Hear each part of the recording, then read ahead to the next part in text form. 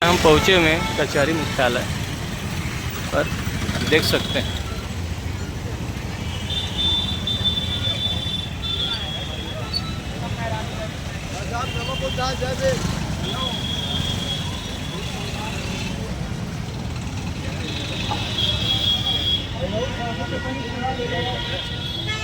साथियों, भोजन दान के काउंटर पर बाइक लगे हैं।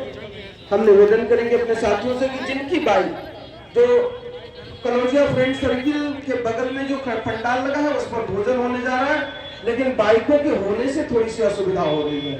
आप लोग कृपया अपने बाइक, हमें मालूम है सभी साथी जिनको पता है कि उनकी बाइक वहाँ खड़ी है, कृपया उन बाइकों को थोड़ी सी बगल में कर दें। आपकी बाइक कहीं भी खड़ी रहेगी, आज कोई चलान नहीं होना है। हमने यहाँ के डीसीपी ट्रैफिक से इस बात को बता रखा है कि साथ कोई गाड़ियों का किसी तरह से कोई दिक्कत न हो, और वो में लगे हैं।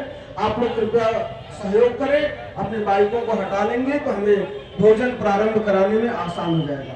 साथियों, छतरीपुर से हमारे साथी लगन वीरेंद्र कुमार जी, वीरेंद्र प्रताप जी, जो छतरीपुर जो रविदास मंदिर है वहाँ के जो छतरीपुर के साथी हैं, जो उन्होंने एक समिति बनाई है, उसके सम्मानित अध्यक्ष आदरणीय वीरेंद्र प्रताप जी के नेतृत्व में, तारा और वीरबल के नेतृत्व में, सुनील कुमार जी के नेतृत्व में, रितेश कुमार जी के नेतृत्व में, सनी कुमार जी के नेतृत्व में, अरविंद कुमार जी के नेतृत्व में, धनंजय कुमार जी के, अंकित कुमार जी के, जगदीश जी के, राजपत जी के, अजय कुमार जी, आप सब के नेतृत्व में हमने निवेदन किया था कि जो सायंकाल जुलूस आता है, आप आते हैं, नाचते हैं, गाते हैं, चले जाते हैं और कोई ज्ञान की चीज आप नहीं पाते हैं। हमारे बच्चों ने ये बात स्वीकार किया और उन्होंने कहा कि सर हम कोशिश करेंगे कि आपके प्रांगण में 12 बजे तक जरूर आ जाएंगे। अच्छा लगा उन लोगों ने, आदरणीय तारा जी के नेतृत्व में यह जो धम्म यात्रा यहाँ आई है, हम उसका स्वागत करते हैं, उसको बधाई देते हैं। हम उसका स्वागत करेंगे क्योंकि हमारे विद्वान वक्ता आनंद शंकर साहब जो प्रोफेसर हैं महात्मा गांधी काशी विद्यापीठ में आमंत्रित हैं, इसलिए हम उनको सुनने के बाद छतरीपुर के साथियों को का सम्मान करना चाहेंगे। हमारे बीच आदरणीय कुंवर जी तलहाबादी जी पधार चुके हैं, बहुत बहुत आभार, बहुत अभिनंदन आपका। हमारे बीच शैलेंद्र जी हैं, उपेंद्र जी हैं, सभी साथियों के प्रति आभार व्यक्त करते हुए मैं प्रोफेसर आनंद साहब को सादर आमंत्रित करना चाहूंगा। कृपया आज के विषय पर हम सबका मार्गदर्शन करने की कृपा करेंगे।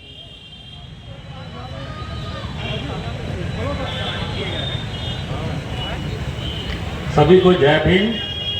और बाबा साहब के 134वीं जयंती पर आप सभी देशवासियों को, बनारस वासियों को बहुत बहुत शुभकामनाएं, बधाई।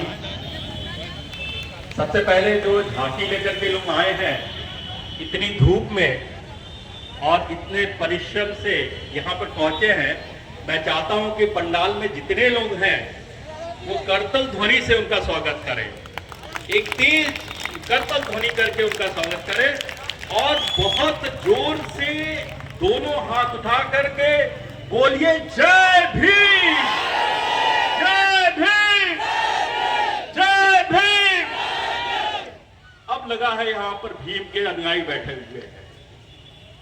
ये जोश बहुत जरूरी है, ये ताकत बहुत जरूरी है जिसे हमें और आपको दिखाना है। बाबा साहब हम लोग को शिक्षित करके इस योग्य बना गए कि हम लोग अब दबे कुचले लोगों में अपना स्थान नहीं चुने और अपनी बात को बहुत खुल करके लोगों के सामने रख सके। और आज इस योग्य हम लोग हो गए हैं कि बाबा साहब के आदर्श को, उनके जो कारवां उन्होंने चलाया, उस कारवां को लेकर के हम लोग अब आगे बढ़ते चले जा रहे हैं। और जिस धर्मनिरपेक्ष भारत की संकल्पना भी यहाँ पर बैठे हुए हैं और जो बहुत ही मुझे उत्साहित कर रहा है, और आपके उत्साह को देख करके मैं भी बहुत उत्साहित हूँ। बाबा साहब के बारे में यहाँ पर जो भी वक्त है, जो कभी खत्म होने का नाम ही नहीं लेते, किसी सीमा में हमको उनको बांध करके नहीं देख पाते हैं। अभी प्रोफेसर अनिल चौधरी जी ने एक बात कही कि बाबा साहब को हम लोग को कभी भी पढ़ने नहीं दिया गया। वास्तव में अगर आप देखिए तो उन शिक्षा केंद्रों में किसी भी प्राइमरी से लेकर हायर एजुकेशन के पुस्तक में बाबा साहब के बारे में कुछ भी नहीं को एक वित्तीय समुदाय, दलित समुदाय से जोड़ करके ही उनका प्रेजेंटेशन हो, उनको दिखाया जाए। वास्तव में ये उनका कद छोटा करने की कोशिश होती है, लेकिन जितना वो कद कोशिश करते हैं छोटा करने की, बाबा साहब उतने ही बड़े कद से सबके सामने आते हैं। अभी यहाँ पर एक वक्ता बोल रहे थे कि इस देश में नहीं, विश्व में बाबा साहब सबसे ज्यादा मूर्तियां। वास्तव में इस देश में अगर किसी की सबसे ज्यादा मूर्तियां हैं तो वो बाबा साहब की है।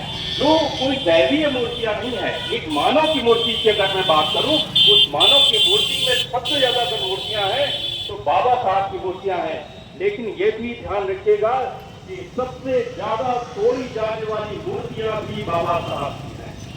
और ये वो इसलिए तोड़ते हैं कि उनको मालूम है कि ये एक ऐसी मूर्ति है जो हम लोग के आगे हमेशा एक ताकत से खड़ी रहती है, एक विश्वास पर खड़ी रहती है।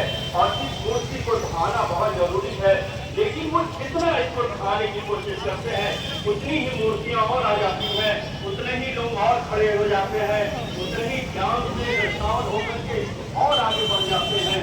तो ये बाबा साहब की देन है। बाबा साहब हम लोग